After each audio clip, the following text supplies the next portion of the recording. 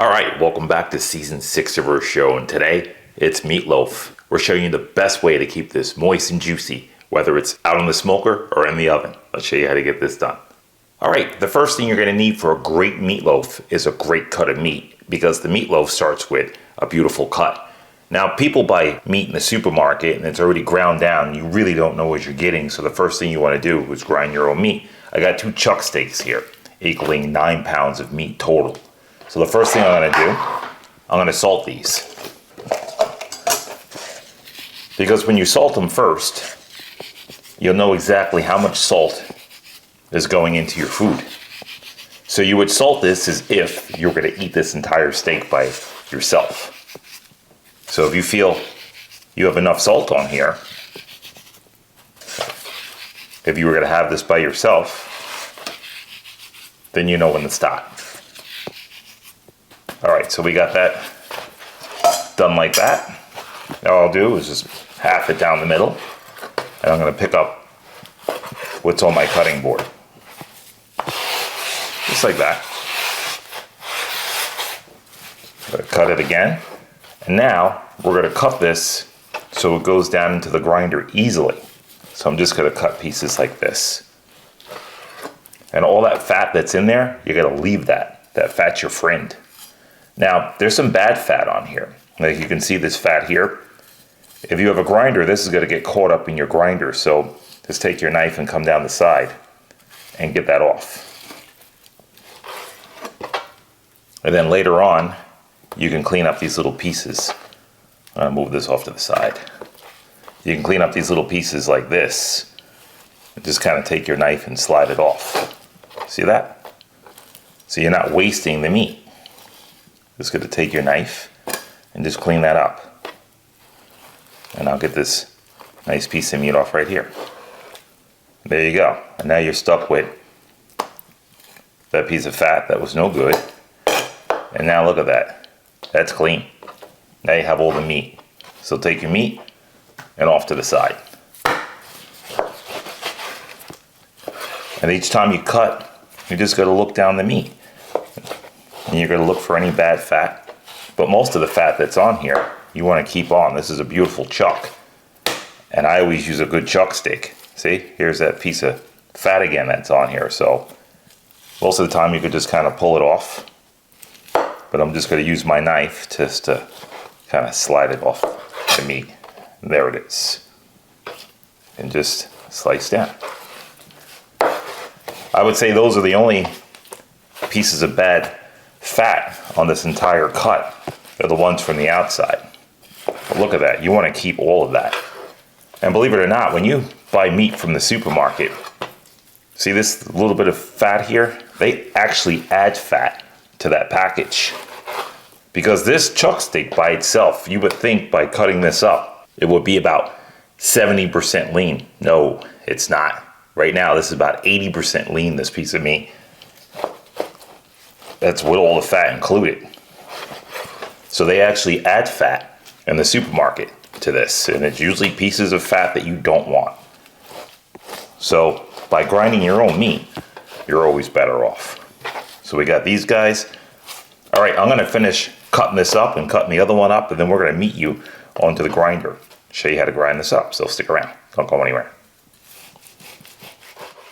All right, we're about to grind this up, but people think ground meat is just ground meat. No, it's not. There's different cuts of that ground meat. Let me show you what I mean. Take a look at these. These are the different attachments that grind down meat. So there's one in here. It goes inside this grinder mechanism here. And this is what most butchers use, this key right here. They use this to grind the meat. And you can see how small those holes are. Look how much bigger those holes are. That's what they call the chili cut. And that's what you tell your butcher, I need the chili cut, and it's going to be a larger diameter, and it's going to make nice larger chunks. It's all about texture, and I like the larger chunk because I feel it stays more moist. All right, let's get this ground up.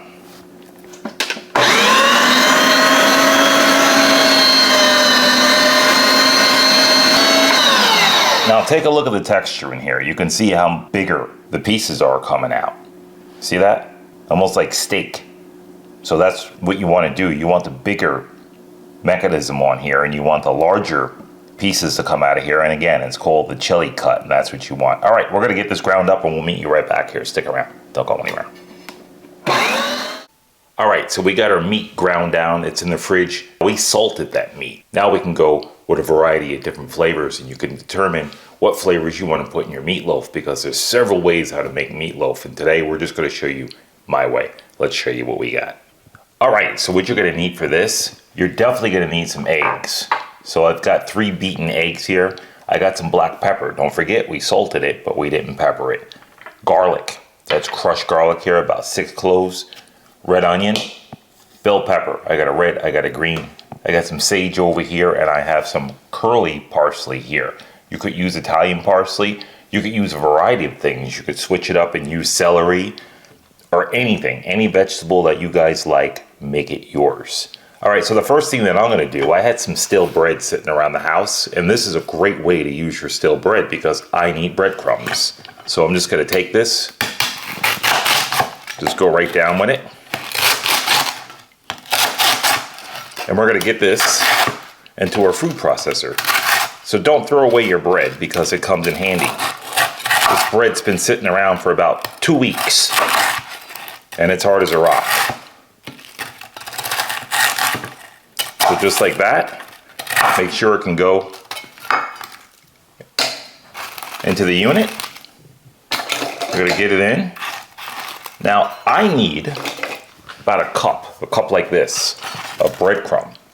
And you really can't tell how much it's gonna come out until it's broken down. So what do? I'm just gonna go little by little with it.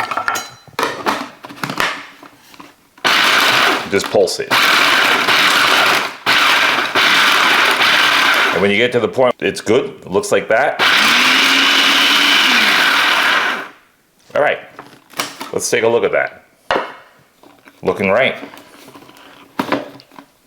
So now I'm gonna see how much of this fits in my cup, because again, I need a cup. So I'm almost there. I can go back for another round. I'm gonna do that later. So here's some parsley. I'm gonna go in with some parsley. I'm gonna go in with my sage. Just rip it up and get it in there. I'm gonna go with a lot of parsley, because I like parsley in my meatloaf. And what this does, it's going to help keep it moist throughout the cook.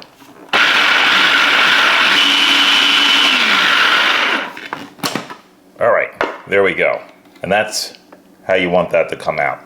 All right, so we're going to get organized here one more time, and then we're going to meet you back here and show you how to get that meatloaf put together. So stick around. Don't go anywhere. This is just a quick bonus.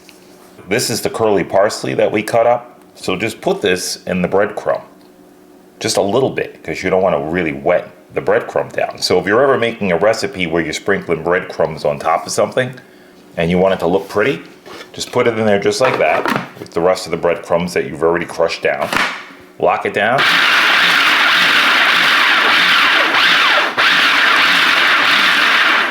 And there you have it. So look at that. Now you got some pretty breadcrumbs to go on top of whatever it is that you're going to top that with. Like if you're baking macaroni and cheese in the oven, you can put that on the top and sprinkle it on. It just makes it look so pretty. All right, there you go. We'll meet you right back here. Stick around, don't go anywhere.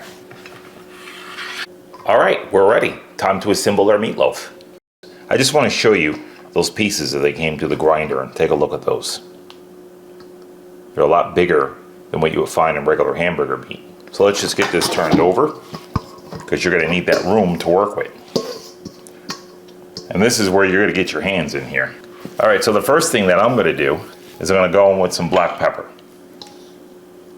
Because we have all the salt in here, so we need the pepper, right? I'm going to get a good amount of that black pepper in here. The bell peppers and the red peppers. And the way I place them, you can see they're coming out at the same time. So just kind of judge it out. These are going to help keep things real moist. Onion. I'm using some red. I'm going to use all that red. And just at this point, have fun with it. Make it yours. Garlic. It's whatever you want to put in at this time. So I'm going in with all my garlic.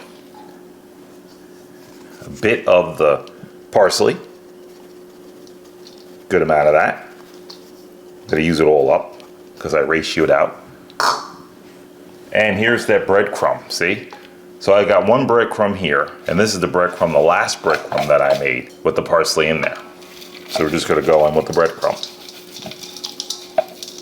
Now I'm gonna start with that, and I got more breadcrumb at the end. So now I'm gonna just start to mix it up, get it mixed in, and I didn't forget about the egg.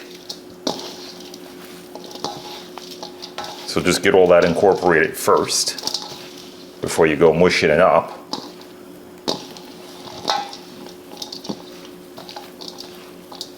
And now we're gonna go in with our egg. Just like that. Now I'm looking around. I'm a little bit light on my peppers, so I'm gonna finish up with the rest of my peppers. I've made this a billion times, so I pretty much know what I'm looking for. Now, most people put water in here. I'm using wine because I want it to evaporate off and I want to add some flavor, because water is not going to add much flavor in here. So if you don't want wine, you can add beef broth or chicken broth. See, now I'm going to get some more breadcrumb in. I'm going to get all my breadcrumb in. And there it is. So like I said, never throw away that breadcrumb. I don't throw away anything. I believe in waste not, want not. And that's how I grew up. That's how I live to this day.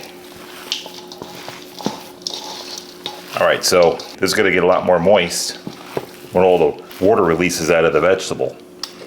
All right, so now I'm gonna go in with the white wine. I'm gonna give it a good douse of that. And now that's gonna wet the breadcrumb. It's gonna keep the meat nice and moist so we can pack it. And there it is. Now I'm gonna determine how wet I want this. So right now I'm looking around and I think I want some more liquid in here because I want this to really be flavorful. So more of the white wine. You're gonna use a bunch of it. And like I said, if it's not white wine, it'll be chicken stock. But just keep in mind, the chicken stock is not going to evaporate so fast like the white wine does. And you might be stuck with soup. So be very careful with chicken stock or beef broth in here. Or beef stock, same thing. All right, so there we go. I'm looking at the meat. And when I feel I can get a great meatball out of here, let's see.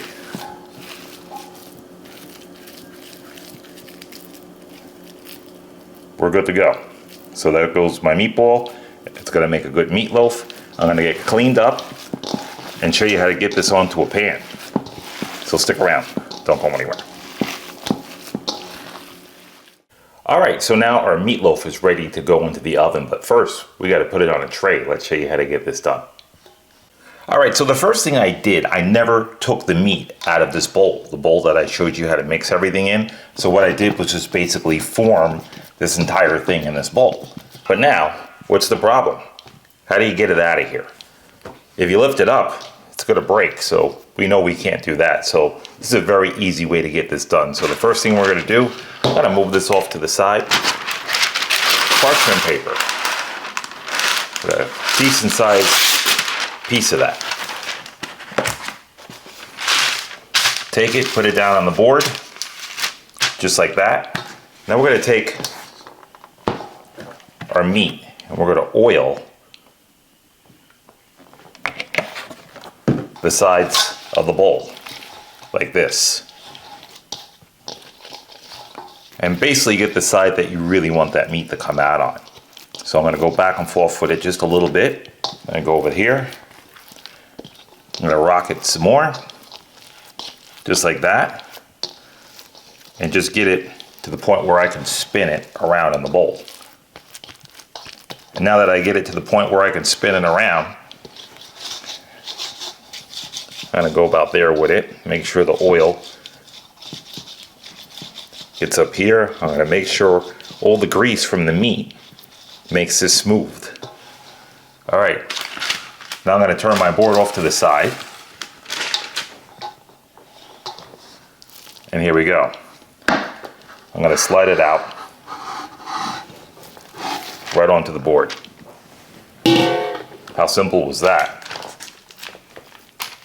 Now you're wondering what I'm going to put this in. So I'm going to put the meat back together, just like that. Make sure we get a beautiful meatloaf. So here we go. I'm going to wipe my hands. And now I'm going to bring in a tray to get some height on here. So here's a tray. Now we're going out onto the smoker with this. You could put this in your oven, and you're going to need a tray like this that lifts the meat up off the surface. If you guys that did your meatloaves and just put it on a regular flat surface like this, all that grease just stays there. It doesn't go anywhere. So then you've got this meatloaf swimming around in all this grease, right? So what do you do to avoid that? You put a rack on like that. You get some height on it so all the grease can fall down to the bottom. Now we're going to go over just like that. And now with the parchment paper, you could see the meat through the paper. So now that we moved it one more time, I'm going to slide it over onto the parchment paper, and now I'm going to fix my meat again. Just like that. And get my meat perfect. Now, I want this meat not packed. I want it a nice meatloaf, but I want it to be not dense. So I'm trying not to pack the meatloaf. So what I'll do is I'll just take my thumb down the middle. I'm gonna put a little indent in here so it doesn't bubble up on me. A lot of times that you get these meatloafs and they bubble up is because you're not gonna put this indent down the middle. And like a hamburger, sometimes you have to push in the middle like that, and this will keep it from turning into this big bubble on you. So I put my indent down the middle like that. Put my meat back together. And now, what do we do with all that parchment paper? We want to get rid of that grease, right? So this is where we bring in a scissor. I'm going to make sure this is lined up even. I can see it through here. I'm just going to get my meat as even as possible. And there we go. I feel it's pretty even with the tray. And now I'm going to start to cut. Just like that. Doesn't have to be perfect. It's on the tray, right? So just cut around the entire roast.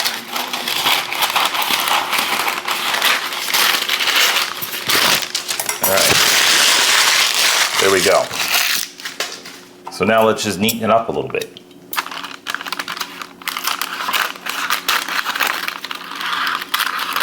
Now anything could just run out onto the tray. See that? So we're just going to neaten it up.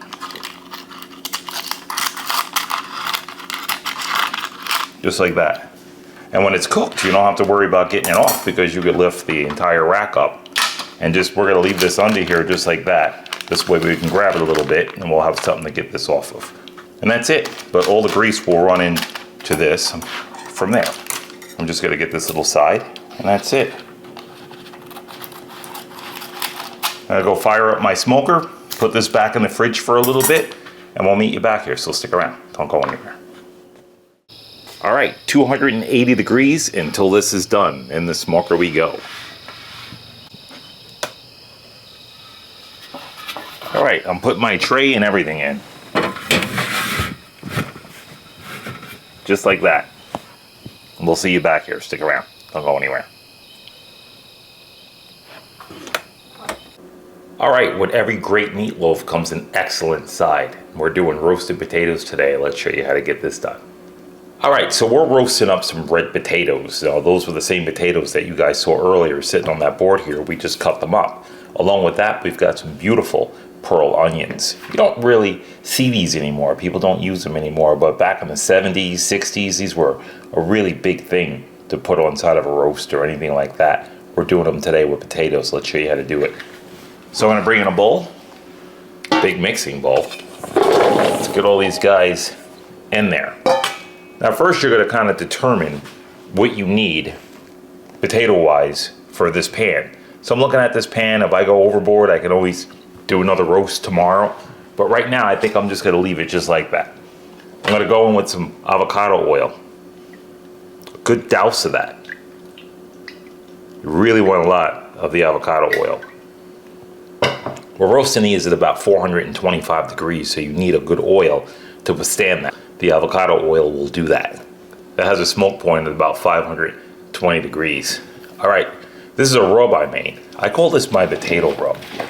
It's got a lot of different spices and herbs in it. Thyme, rosemary, pepper. I have paprika in here.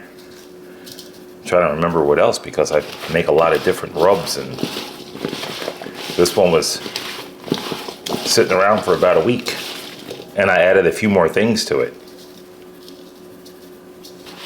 Oregano, that's what it was. Feel free to make these rubs yours, and no salt. So whatever you put in these rubs, don't put any salt in there because you can control every bit of your salt. And look at that, look how beautiful the color looks already. Just gonna go like that, and that's it. So let's get these stirred up. Now what I'm gonna do is I'm gonna bring in this pan.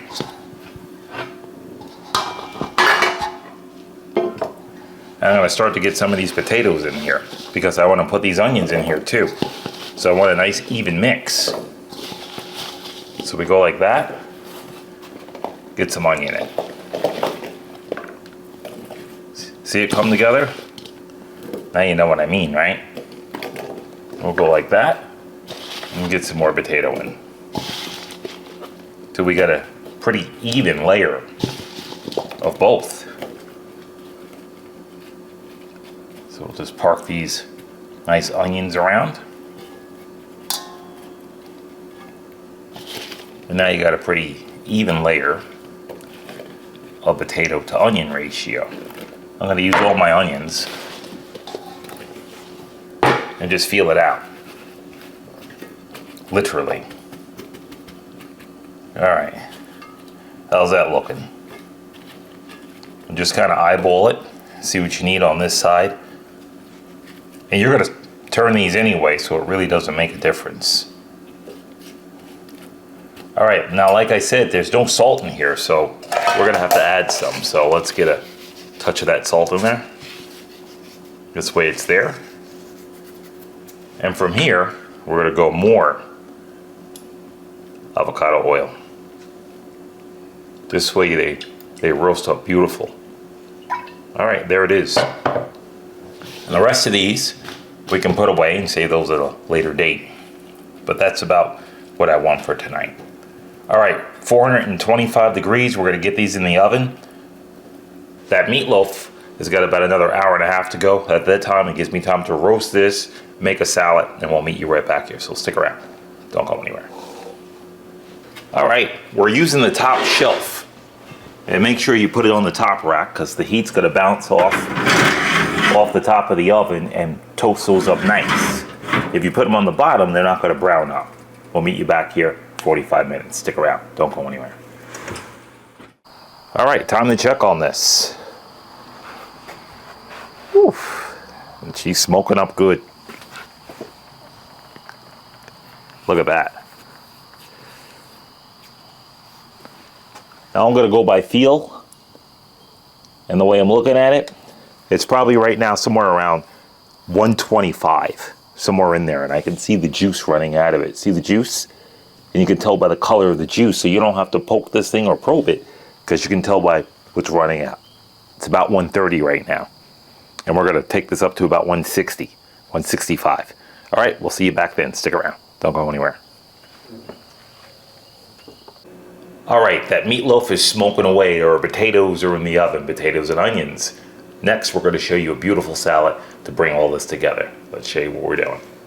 I love to make fun salads, and I also love kale. So we're using this kale today. Now this kale was sitting in water. I soaked this kale for about 30 minutes in water to get it nice and soft, because that's what you wanna do. If you pull it out the refrigerator, it's gonna be a little bit hard to the tooth, so make sure you soak that in water. Red and yellow bell peppers here. I got some corn here. That's right off the cob. Prunes. That's right, prunes. I love prunes in a beautiful salad because they just give you such a sweet bite to them, and it just makes the whole salad. Red onion and garbanzo beans. So the first thing we're gonna do is make the base. So I got olive oil. We've got marsala wine. We're gonna add about ye much. Vinegar, champagne vinegar. I'm gonna go in about all of it, make it yours. I got some sugar here. This is just white sugar. Black pepper. I'm gonna go in with a good amount of that. That's cracked black pepper, and a pinch of salt.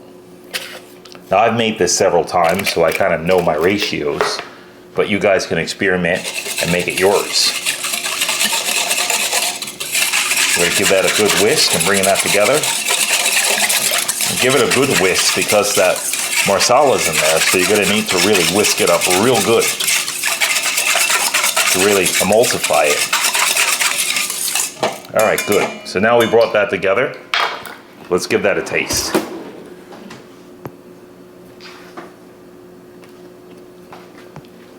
Perfect. So now what I do, garbanzo beans, right in with them. Corn. I'm gonna use all my corn. Now you can always save this the next day. You don't have to use all of this. So here we go, just in case you run out of salad. Red onion. I'm gonna go in with all my red onion. And this is where I'm actually gonna halt. I'm gonna stop putting things in here now. And then I'm gonna build the rest of the table. And the reason why you wanna build the rest of the table, I could stop here right now, as I am. And I could use this tomorrow. So I could take some out of here and build another salad tomorrow, make something different, change up the salad. So if you don't want kale, you can change the peppers, change the salad, change the prunes. Put anything you want in that. But once you make the base, I know I have the corn in, the red onion, vinegar, and the marsala, salt, pepper, and that's it. So this right here can make several different salads for the week. And that's what you do, just stop here and save it. All right, we're gonna meet you back here when it's time to put all this together, so stick around, don't go anywhere. All right, we are at the final countdown. That meatloaf is almost ready to come off the cooker. We're gonna show you a quick sauce to sauce that up to go right over top of it. Now, some people call me old-fashioned. Maybe I am. We got an old-fashioned sauce for you. Let's show you what to do.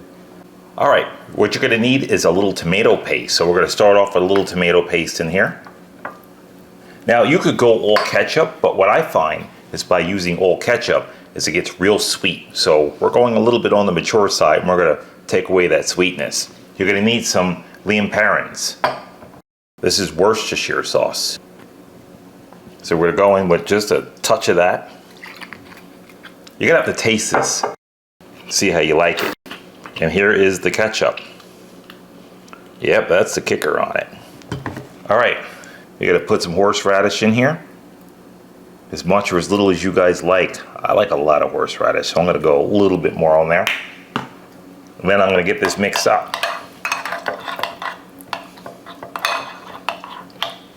I'm gonna bring in my spatula because I think it's gonna do a little bit better of a job, right? And let's just mix this up. Now, my mom used to make this back in the day, and probably a lot of people's mothers made this because it's almost a cross between like a cocktail sauce for shrimp, but it goes on top of the meatloaf. Now, when I was a kid, I liked it on the sweet side, so I would go straight ketchup with it. Asked my mom to put the ketchup on top just straight up. But as I got older, I changed the taste buds a little bit, and now I do it like this. All right, so let's give that just a bit of a try. Perfect. That's all I need. But if you don't like these ingredients, by all means, make it yours. We'll see you right back here. Stick around. Don't go anywhere. All right, our potatoes are out of the oven. Our meat's just about to come off. We're just gonna build the salad fast. Let's show you what to do. All right, so this takes no time because we have everything cut up already. So we're gonna go in with some kale. Just like that. I'm gonna go in with a couple of different amounts of peppers here. And just make it yours. Have fun with this one. I'm gonna go in with some prunes. And these prunes give it plenty of sweetness because the kale is bitter. And these prunes are very sweet. We've also got this nice corn in here to add more sweetness. And we added some sugar in here as well. We've got that nice masala in here. All right, so we're just gonna stir this up a little bit, just like that. I feel salad is always a hand thing, and you really have to use your hands to make a proper salad. Gonna get some more on that. Just get a little bit more height on that. And we're just gonna repeat. A couple more prunes. Now what I do is I make enough salad. My salad bowl gets low. I could just refill it. And then this way I'm good to go. And everything else that's left over, I'll just save it for the next day. See how easy that is? Now you don't have to worry about tossing everything on the bottom to the top. And there it is. All right, so now we're gonna put this to the side and bring in our salad bowl. And now I could just start to plate up.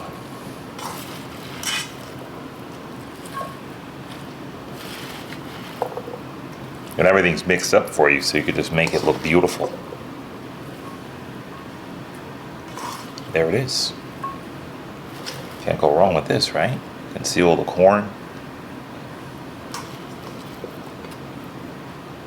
All the prunes in there. And look at that, I'm pretty much spot on, making the perfect amount.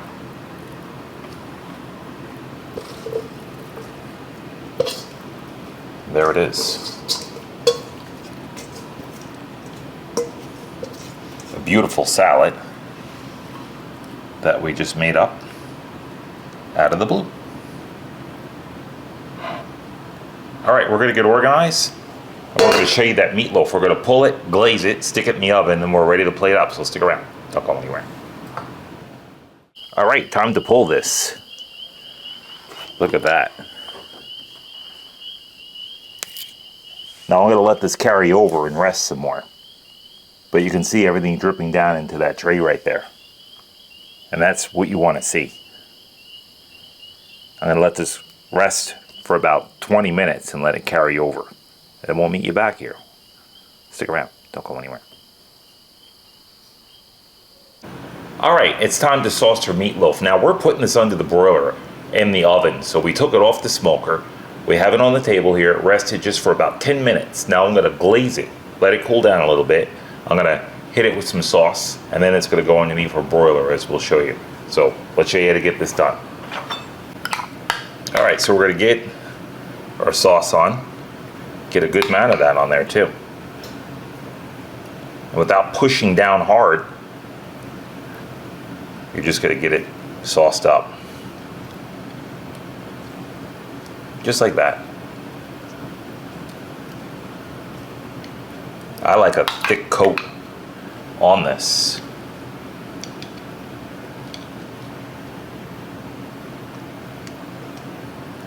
There we go.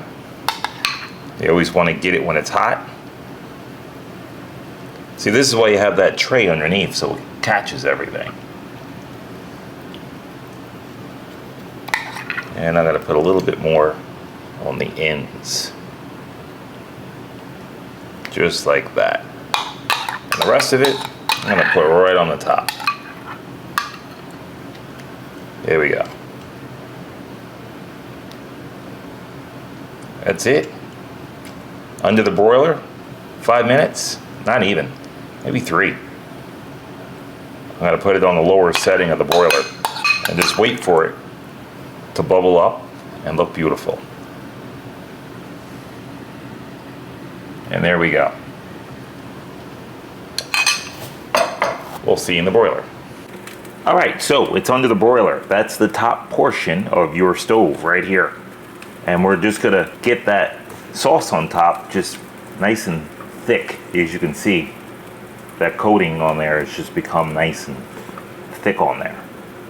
I'm even gonna go a little bit further to the point where we've got a couple little burn marks on there, because I like that when it's nice and charred up. I like it when the sauce in there is getting like nice and charred and bubbly. Just a little bit, not much. All right, that's it. We'll meet you back here, so stick around. Don't go anywhere. All right, meatloaf is out of the oven. We're gonna show you how to get this onto the tray. All right, it's still a bit hot, so this is the paper that we had underneath. Now, you'll take a tray, you want them the same exact height in between. And you just wanna slide it over like this.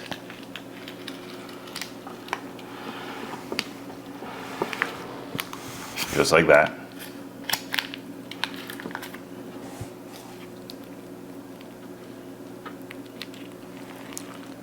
All right, now we got part of the paper off of there, right? So now we're gonna come in and start to tear the paper off around it.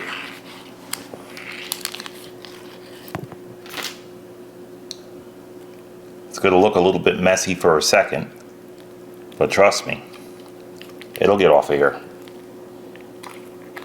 All right, so now I'm gonna wiggle the paper out from underneath of it. There we go. And now, I'm gonna clean this up, and when you get back here, it's gonna look nice and pretty, so stick around. Don't go anywhere. All right, here we are, season 6's chopping block meatloaf, smoked meatloaf. Let's show you what we got. Told you it looked pretty. Now basically all I did was just put some kale around here, just like a little skirt around it, just to make it look pretty. And she certainly does. And take a look at that beautiful salad that we made with that. Did that not come out gorgeous? And then we got those potatoes and those onions. You guys probably haven't seen those onions in a while, but they're all caramelized, so onions hit the bottom of the pan and it's all nice and caramelized down there. We just top that off with a little scallion. All right, let's get this off to the side. I'm gonna bring in a plate. And we're gonna get a nice slice off of here. And I think I'll go for the high end here. Move some of this garnish back. And let's go for a nice end piece.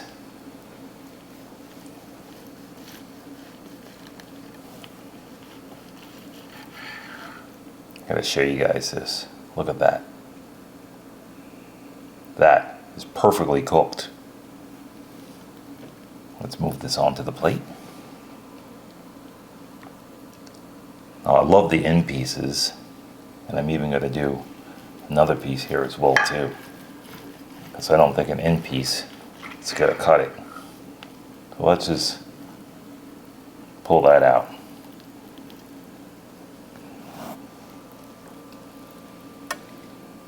And we'll put it down like that. Is that pretty? You can see everything inside of it. Not gonna go wrong with this meatloaf.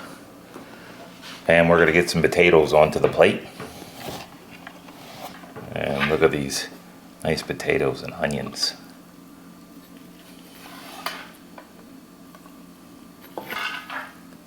So like I said, nice and caramelized on the bottom.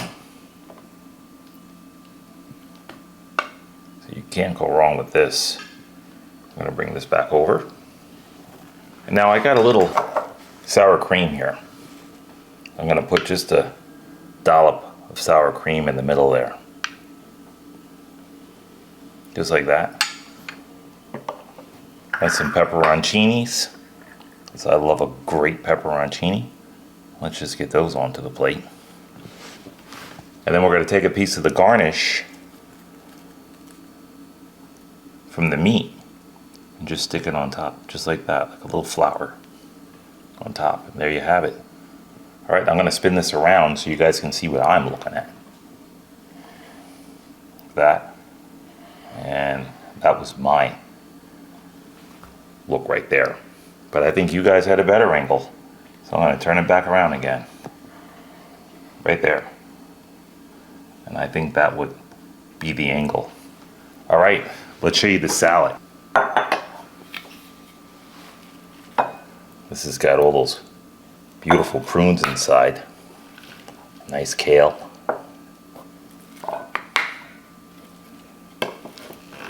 This just complements that meatloaf so beautifully.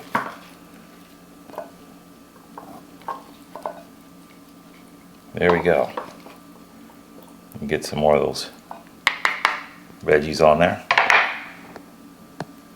Get that in there.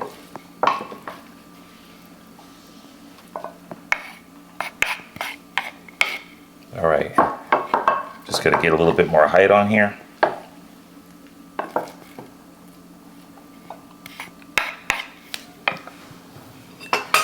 And get it right over. This way you guys get a good little look at this. All right, there we go.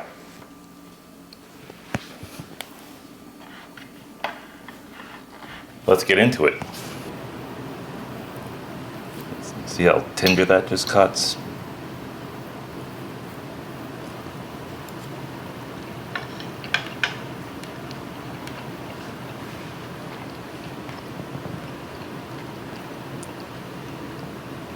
The texture of that meat is the first thing that comes to mind. It's soft, it's very meaty, it almost kind of eats like a steak, but at the same time, it's super soft. You taste all the vegetables inside. The smoke, it's just a subtle hint of the smoke. And that special sauce we put on top, knocked it out of the park. Outstanding. All right, let's try those potatoes. A little sour cream on there.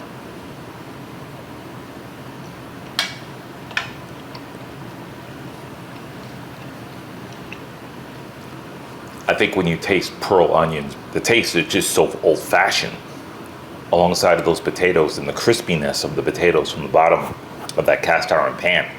It just brings you right back to like 1975. I mean, it's phenomenal. I see why they used those little onions back in the days. It's a shame that we don't use them anymore, but I'm using them. I'm bringing them back. Let's try that salad.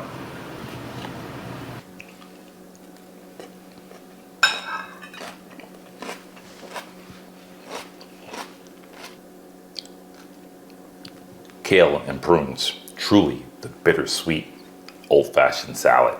The earthiness of those peppers and tying that in.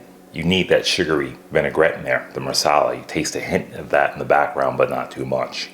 The onions bring it together. Fabulous salad. All right, we're gonna get organized. We're gonna meet you guys right back here, so stick around. Don't go anywhere. All right, and there it is. One phenomenal smoked meatloaf. Built from the ground up. Hard to believe chuck steaks made all that, but they did. We served that right on side of a gorgeous kale salad with prunes. Also pan roasted potatoes. And those gorgeous little pearl onions inside there. You guys gotta bring those back and try those. Hope you enjoyed everything. Hope you enjoyed that salad. Hope you guys try it. And like always, we thank you guys. We enjoyed you coming. And with no further ado, gotta get that last Pitmaster meatloaf there.